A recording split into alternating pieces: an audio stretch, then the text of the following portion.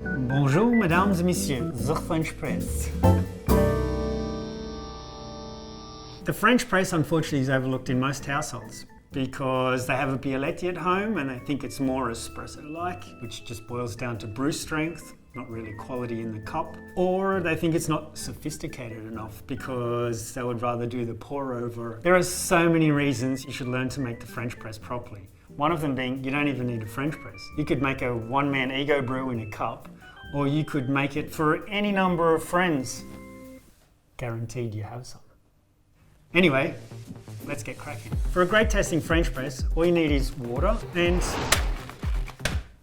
coffee. If you stingy on ingredients, you cheat yourself. It's that easy. It goes without saying, a high quality freshly roasted coffee is a good start. But everyone forgets the importance of water. After all, a French press is 98% water and just 2% coffee. So if you use harsh mineral water or pour tap water, you're going to have a muted coffee. If you're at home, you can filter your tap water, or if you're on holidays, you can go down to the supermarket and buy a bottle of soft mineral water. Now, I'm not going to plug any brands because the interwebs has your answers. Let there be light.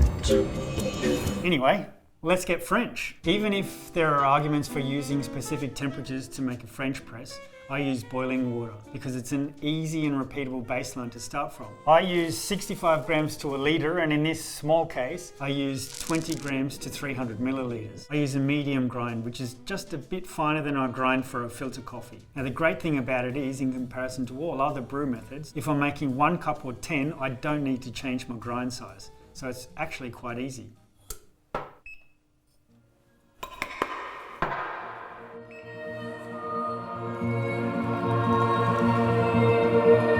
Mission accomplished. Yeah, fight the urge. Don't touch it, let it rest for 4 minutes.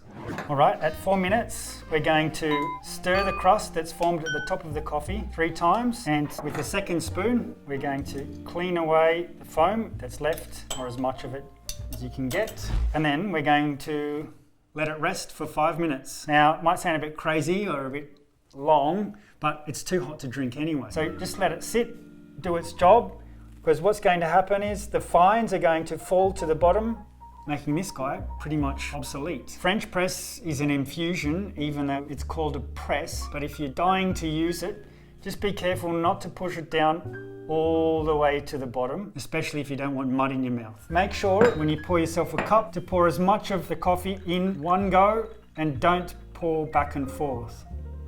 And enjoy. Pretty good cup of coffee. Now, if it were to taste watery, hollow, flat, I would go a little finer, and if it was tasting bitter, dry, astringent, a little more coarse. Mesdames et messieurs, don't forget scales, because without them, good results become nearly impossible. And if, unlike me, you have friends, I suggest French press for a lot more success.